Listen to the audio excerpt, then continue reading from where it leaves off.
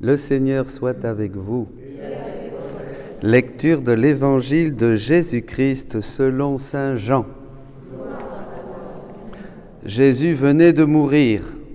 Comme c'était le jour de la préparation, c'est-à-dire le vendredi, il ne fallait pas laisser les corps en croix durant le sabbat, d'autant plus que ce sabbat était le grand jour de la Pâque. Aussi les Juifs demandèrent à Pilate qu'on enlève les corps après leur avoir brisé les jambes. Les soldats allèrent donc briser les jambes du premier, puis de l'autre homme crucifié avec Jésus. Quand ils arrivèrent à Jésus, voyant qu'il était déjà mort, ils ne lui brisèrent pas les jambes. Mais un des soldats, avec sa lance, lui perça le côté. Et aussitôt, il en sortit du sang et de l'eau. Celui qui a vu rend témoignage, et son témoignage est véridique. Et celui-là sait qu'il dit vrai, afin que vous aussi vous croyiez. Cela, en effet, arriva pour que s'accomplisse l'Écriture. Aucun de ces os ne sera brisé. Un autre passage de l'Écriture dit encore, « Ils lèveront les yeux vers celui qu'ils ont transpercé. » Acclamons la parole de Dieu. Louange à toi, Seigneur Jésus.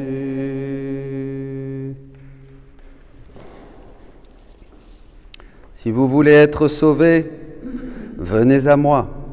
En moi vous trouverez la sainteté, le soulagement dans les afflictions, la force dans la faiblesse, la paix dans les doutes, la compagnie dans la solitude. Ô âme qui m'aimez, si vous voulez m'aimer vraiment, demeurez toujours dans ce cœur. C'est ici que vous trouverez l'amour vrai pour aimer et des flammes ardentes pour vous brûler et vous consumer d'amour. Tout est centré dans ce cœur. C'est là que se trouvent les sacrements, la vie de mon Église et la vie de toutes les âmes. En lui, je ressens aussi les profanations qui se font contre mon Église, les intrigues de ses ennemis, les flèches qu'il lui décoche.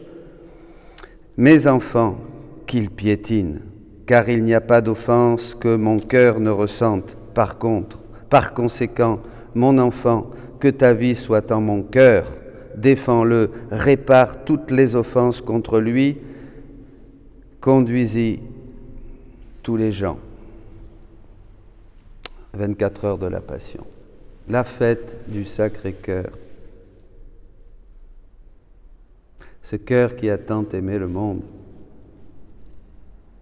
Ce cœur qui s'ouvre quand Longin l'ouvre après la mort de Jésus et il jaillit de l'eau, du sang et de l'eau.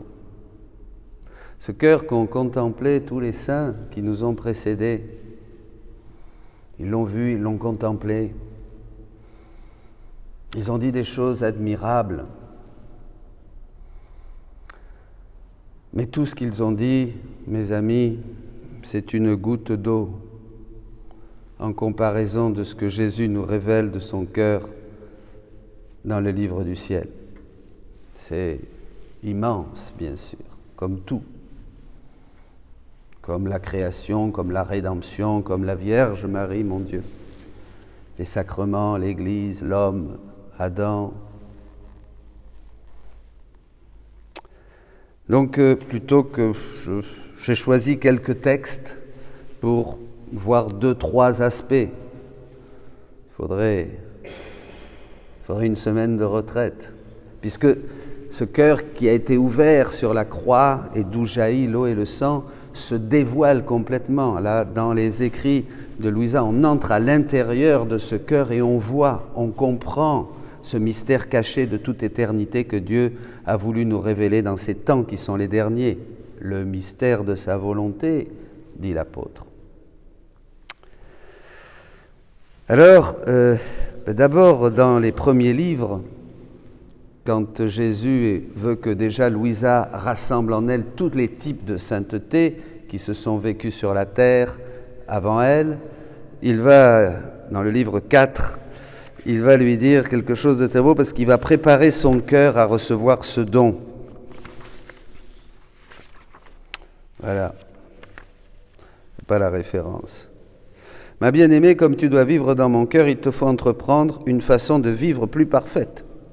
Par conséquent, voici ce que je veux de toi. Et il va donner quelques règles. C'est très bon pour vous, mes amis, pour nous tous, voyez. La première, une conformité parfaite à ma volonté, car tu ne pourras jamais m'aimer parfaitement qu'en m'aimant avec ma propre volonté. C'est ce que je vous disais au début. On ne peut aimer Dieu qu'en donnant Dieu à Dieu. N'essayons pas de donner quelque chose nous-mêmes, ça n'a pas de valeur, c'est très peu. C'est des petites fleurs, comme dit le livre bleu. Des petites fleurs. Jésus est beaucoup plus heureux quand nous lui donnons ce qu'il est. Et il nous donne ce qu'il est pour que nous puissions lui rendre. Voilà, tu arriveras à m'aimer, à aimer ton prochain selon ma propre façon d'aimer. Donc, conformité parfaite à la volonté. 1. Deuxième point, une humilité profonde, en te plaçant devant moi et devant les créatures comme la dernière de toutes. Estimez les autres supérieurs à vous-même, dit l'apôtre. Il faut qu'on se considère. Demandons cette grâce, parce que c'est une grâce considérée comme le plus misérable de toute la terre. C'est une grâce de Dieu. Il faut la demander. 3. La pureté en tout. Car n'importe quel petit manquement à la pureté, autant dans l'amour que dans les œuvres, se reflète totalement dans le cœur, et le cœur en reste taché. C'est pourquoi je veux que ta pureté soit comme la rosée sur les fleurs au lever du soleil. C'est magnifique. Celui-ci, en y reflétant ses rayons, les rend ses gouttelettes comme des pierres précieuses, aptes à enchanter tout le monde. Magnifique. Ainsi, toutes tes œuvres, tes pensées, tes paroles, tes battements de cœur, tes affections, tes désirs et tes tendances sont ornés de la rosée céleste, de la pureté. Tu tisseras un doux enchantement, non seulement pour l'œil humain, mais pour tout l'empire céleste. Sans la pureté, il n'y a rien. La pureté d'intention. En toute chose, cherchez Dieu. Dans tout ce que nous faisons, pensons, parlons, disons, travaillons, souffrons, Dieu, Dieu, Dieu. L'intention. L'intention. C'est l'intention. C'est l'intention qui change l'acte et la finalité. Bon. 4. L'obéissance est connexe à ma volonté. Bien que la vertu d'obéissance concerne les supérieurs que je t'ai donnés sur la terre, l'obéissance à ma volonté me concerne directement. Ainsi, on peut dire que l'une et l'autre sont des vertus d'obéissance, avec cette unique différence que l'une regarde les hommes et l'autre regarde Dieu. Toutes les deux ont la même valeur, et l'une ne peut exister sans l'autre. Par conséquent, tu dois aimer les deux de la même manière. Et il ajouta pour terminer, « Sache qu'à partir de maintenant et pour l'avenir, tu vivras avec mon cœur. Je dois donc connaître les manières de mon cœur. Tu dois donc connaître les manières de mon cœur afin que je trouve en toi mes délices. Je te le rappelle, ce n'est plus ton cœur, mais mon cœur. » Prenons le cœur de Jésus aujourd'hui. C'est ça, la vie dans la divine volonté, c'est un échange de cœur, c'est un échange de vie. Demandez simplement à Jésus, à partir de maintenant, je veux que ton cœur vive en moi et faire tout à partir de ton cœur. Il suffit de vouloir, dit Jésus, et le tour est joué.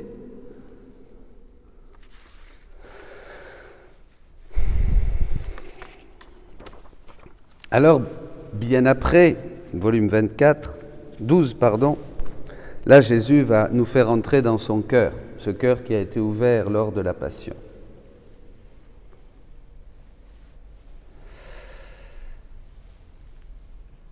Ma fille, parmi toutes les blessures de mon cœur, il y en a 3 dont la douleur dépasse celle de tous les autres, de toutes les autres.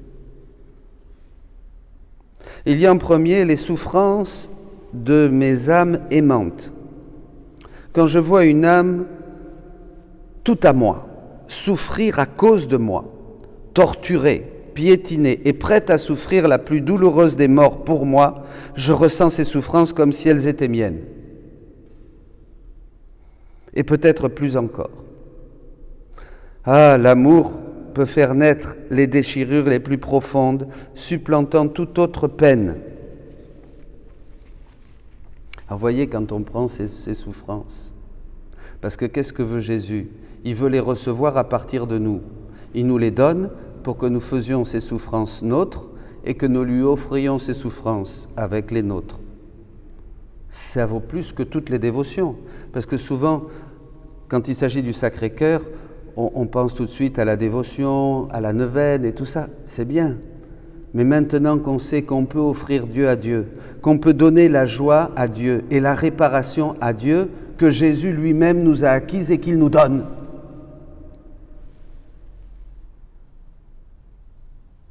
On donne Dieu à Dieu.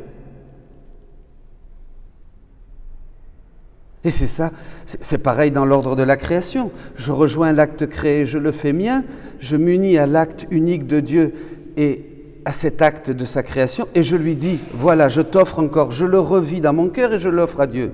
Pareil la passion, pareil les mystères de la vie de Jésus, la naissance, l'incarnation, la naissance, sa vie cachée à Nazareth avec Marie, les choses les plus simples, sa prédication, ses miracles, sa transfiguration, tout ce qu'il a fait, tout ce qu'il a vécu, tout, l'agonie à Gethsémane. Je le fais mien. Jésus veut que je lui donne ce qu'il m'a donné.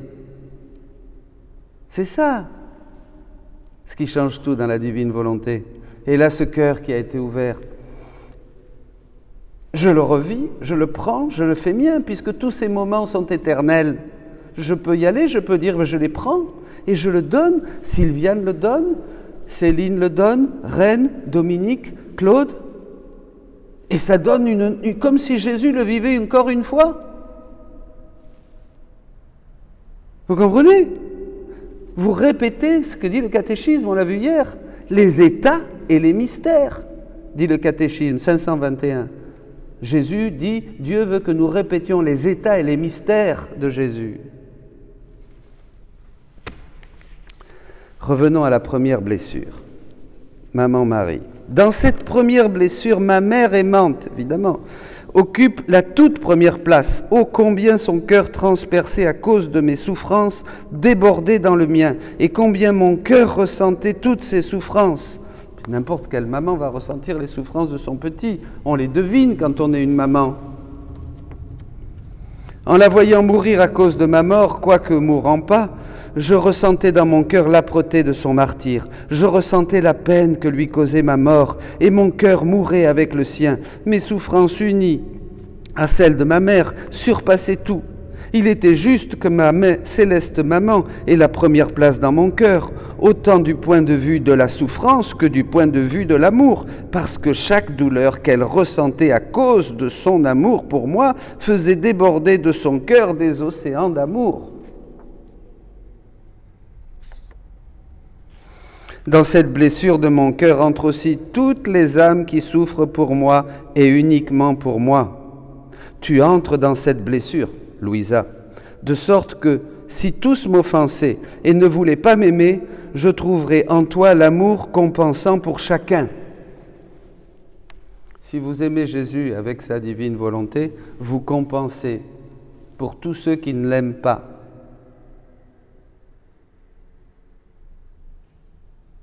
Ben oui, parce que les actes de Jésus que possédait Marie, que possédait Louisa, maintenant, on peut les avoir. Quand les créatures me chassent, je viens rapidement me réfugier en toi, Louisa, comme en cachette, dit Jésus, trouvant là mon propre amour, un amour souffrant uniquement pour moi. Je ne regrette pas d'avoir créé le ciel et la terre et d'avoir tant souffert. Une âme qui m'aime et souffre pour moi est mon réconfort, mon bonheur et ma récompense pour tout ce que j'ai fait. En oubliant presque tout le reste, je me réjouis et m'amuse avec elle. Cette blessure d'amour de mon cœur, qui est la plus douloureuse de toutes, a deux effets simultanés. Elle me donne à la fois une douleur extrême et une joie intense, une amertume inénarrable et une douceur indescriptible, une mort douloureuse et une vie glorieuse. Ce sont là les excès de mon amour, incompréhensibles à l'esprit créé. C'est des choses incompréhensibles pour l'esprit créé, mais quand même qui nous sont révélées pour que nous puissions maintenant y participer et les vivre. On est dans une autre époque. Jésus n'est pas venu abolir, mais à mener à sa perfection, nous l'avons vu hier ou avant-hier. Mais il faut entrer, il faut croire. Que de contentement mon cœur n'a-t-il pas trouvé dans les douleurs de ma maman transpercée. La deuxième blessure mortelle est l'ingratitude. La deuxième blessure mortelle de mon cœur est l'ingratitude. Par l'ingratitude, la créature bloque l'entrée de mon cœur, en prend la clé et la ferme à double tour. Alors mon cœur se gonfle de chagrin parce qu'il voudrait déverser ses grâces et son amour et qu'il ne le peut pas. Il devient fou et perd espoir que sa blessure soit guérie. L'ingratitude des âmes me donne une souffrance mortelle. Nous réparons Jésus pour toute l'ingratitude des âmes. Nous faisons nôtre cette souffrance. Nous la revivons et nous te l'offrons. En réparation. La troisième blessure mortelle de mon cœur est l'obstination. L'obstination détruit tout le bien que j'ai fait pour la créature. Par elle, la créature déclare ne plus me reconnaître et ne plus m'appartenir. Elle est la clé de l'enfer, vers lequel l'âme se précipite. Devant l'âme obstinée, mon cœur tombe en morceaux et je me sens comme si l'un de ces morceaux m'était arraché. Quelle blessure mortelle est l'obstination pour mon cœur. Ma fille, entre dans mon cœur. Voyez là, c'est la ronde, c'est pour nous. Entrons, mes enfants, je vais dire, entrez dans mon cœur. Partagez ces trois blessures avec moi. Réconfortez mon cœur déchiré et ensemble, souffrons et prions. J'entrai dans son cœur comme s'il était à la fois douloureux et beau de souffrir et de prier avec Jésus.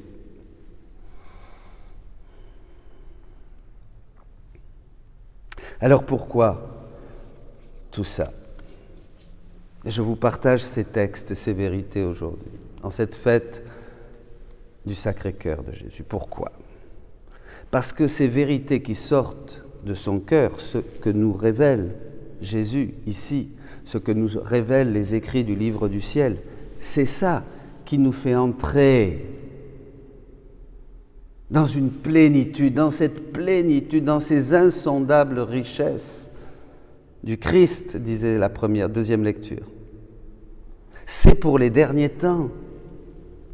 C'est-à-dire, et on va voir le texte pour finir, c'est-à-dire une illumination, un bombardement, une explosion de connaissances qui entre dans notre esprit, dans notre cœur et qui transforme notre relation à Dieu, qui transforme notre manière de prier, notre manière de vivre, notre manière de célébrer, notre manière d'aller à la messe, notre manière de respirer, notre manière... Le temps de la vie est transformé en éternité. Ça te paraît peu de choses, Louisa, de commencer la vie du ciel sur la terre? C'est la vie du ciel. Vous comprenez, mes amis? C'est ça qu'on n'a pas compris bien. On n'a pas compris la relation entre le temps et l'éternité. On est là dans le temps comme ça. Le temps est complètement relatif. Le temps, c'est rien. Le temps, nous l'avons créé, nous. On est dans l'éternité. Nous sommes des êtres éternels. Mais on peut éviter, laisser cette éternité de côté et nous occuper que des choses temporelles, sans leur donner une valeur éternelle, c'est-à-dire sans les transformer en divins. Comme le pain et le vin sont transformés par la puissance de la divine volonté, en corps et en sang du Christ, nous pouvons transformer notre temporel et notre matériel en divin. Et nos émotions et notre vie, et les battements de notre cœur et le sang qui circule en nous, tout ce que vous voulez.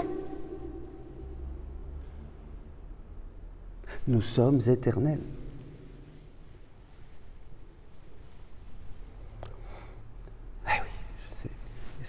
C'est incompréhensible à l'esprit créé. Alors je vais terminer avec ce texte que j'aime beaucoup.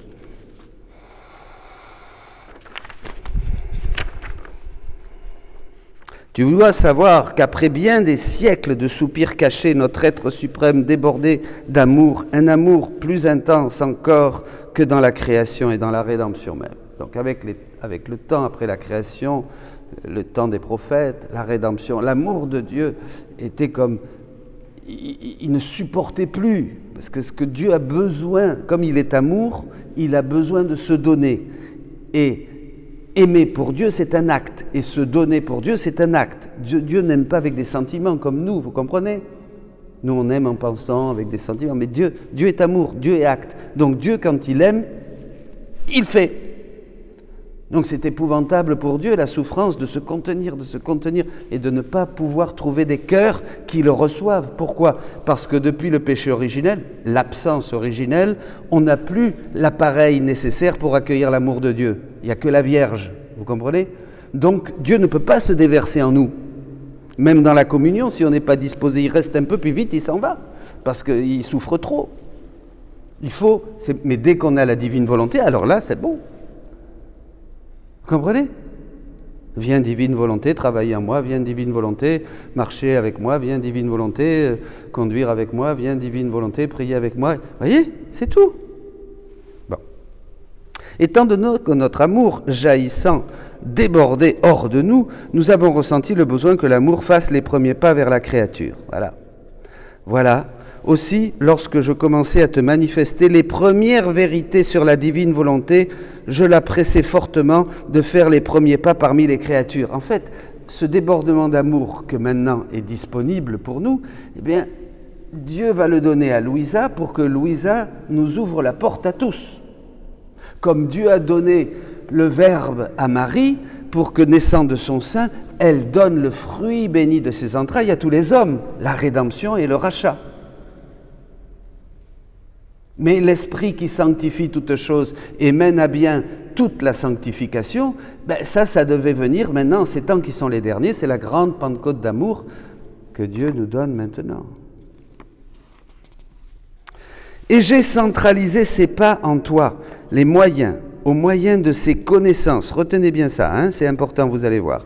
Et lorsque je vis que tu plaçais tes pas dans ceux du divin fiat, je me suis réjoui et j'ai fêté, en te manifestant plus de vérité à son sujet. Je poussais le divin fiat à faire encore d'autres pas. Par conséquent, les nombreuses vérités que je t'ai dites sur ma volonté sont autant de pas que j'ai fait faire à mon fiat dans le but d'opérer son retour parmi les créatures comme vie opérante. Le Seigneur voulait que sa divine volonté soit dans tous nos cœurs pour que chacun d'entre nous, nous puissions donner Dieu à Dieu, que nous puissions devenir de nouveau ces êtres divins, ces êtres à son image et à sa ressemblance, écho de sa divinité, afin que tout en nous monte vers le ciel. Dieu veut que nous soyons comme Jésus. C'est pourquoi je t'ai dit autant de choses. C'est pour ça qu'il parle de ça, Louisa, et que maintenant vous les écoutez, vous. Parce que quand on écoute ces choses-là, on dit, mince alors, ça nous transforme, ça nous fait réfléchir. On continue à lire. Je reçois tous les jours des dizaines et des dizaines et des dizaines de mails de gens transformés. Impressionnant. Il réunit tous ensemble. Il forme la mer de lumière dans ton âme qui déborde hors de toi pour faire son chemin parmi les créatures. C'est une médiation. C'est la troisième œuvre de Dieu. C'est le troisième fiat qui vient par une petite créature. Dieu a voulu que ça soit comme ça.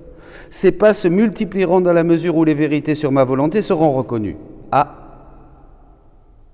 Attention. Il faut reconnaître. Il faut que ça soit connu. Si ce n'est pas connu, on ne peut pas l'apprécier et on ne peut pas en devenir propriétaire. On ne peut s'approprier que des choses qui sont connues.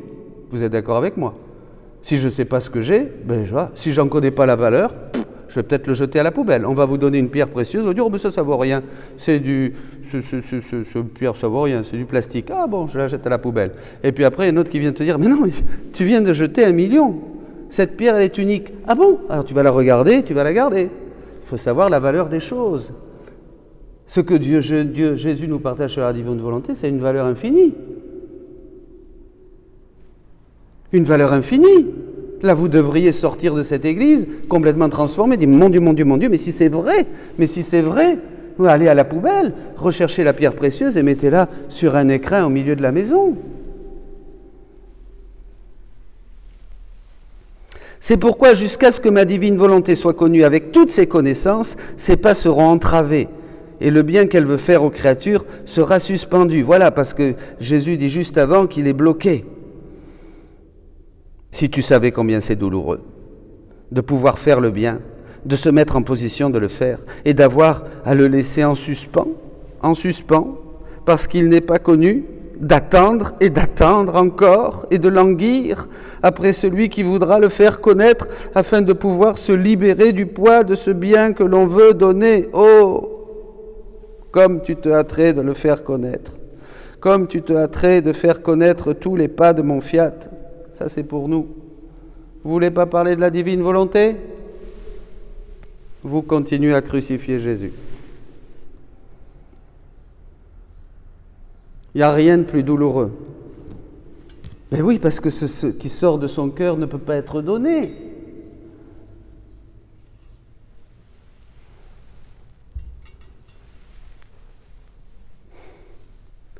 Et là, maintenant, je termine. Je voulais en arriver là. Après quoi, mon doux Jésus, oui, parce qu'il dit, plus encore, étant donné que ces pas apporteront non pas des remèdes, ça les remèdes on les a eus là, de l'aide, ça aussi on a eu des aides, des grâces, les prières, les sacrements, les saints, tout ce que Jésus, des médicaments, bon, oui, on a eu tout ça, mais là maintenant c'est plus ça, c'est la plénitude de vie, de lumière, de sainteté, la totalité des biens, et mon amour jaillissant et inondant le monde entier restaurera l'ordre de la création et le règne de ma volonté au cœur de la famille humaine.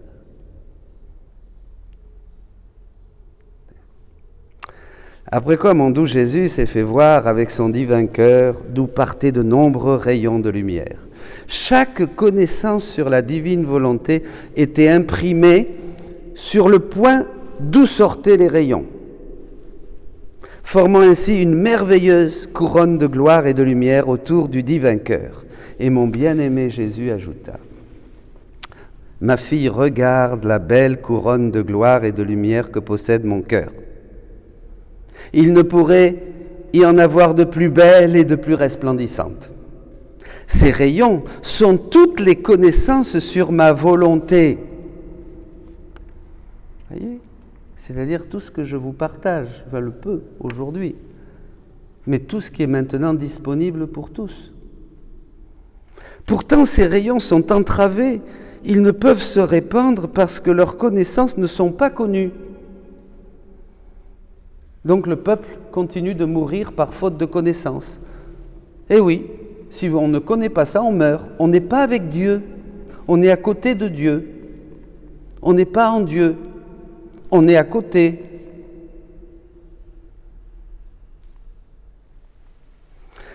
Et c'est pourquoi ils ne peuvent s'étendre pour remplir la terre entière de leur lumière. Vous vous rappelez les points lumineux? C'est comme si les rayons du soleil qui partent de la sphère étaient contraints de rester suspendus en l'air, sans pouvoir s'étendre pour toucher la terre et la revêtir de lumière et de chaleur. Eh bien mon Dieu, ça serait la joie. Là, vous imaginez le soleil? Parce que tout nous parle de Dieu. Dieu nous parle à travers tout ce qui est créé. Imaginez le soleil, il est là, poup, en haut, on voit un rond, mais il n'y a plus de rayons, il n'y a plus de chaleur, il n'y a plus de lumière. C'est un point lumineux comme ça dans l'obscurité. Et ici, on se gèle, on meurt, toute la terre, tout ce qui est créé, les animaux, tout, et nous aussi, tout le monde meurt. On ne voit plus rien. On est complètement dans l'obscurité. Vous imaginez ça? Eh bien ça, avant de se passer au niveau créé, ça se passe au niveau spirituel, quand nous ne faisons pas connaître que Jésus est le chemin, la vérité et la vie, et quand nous ne faisons pas connaître que le royaume de la divine volonté est maintenant au milieu des créatures. Et nous sommes terribles.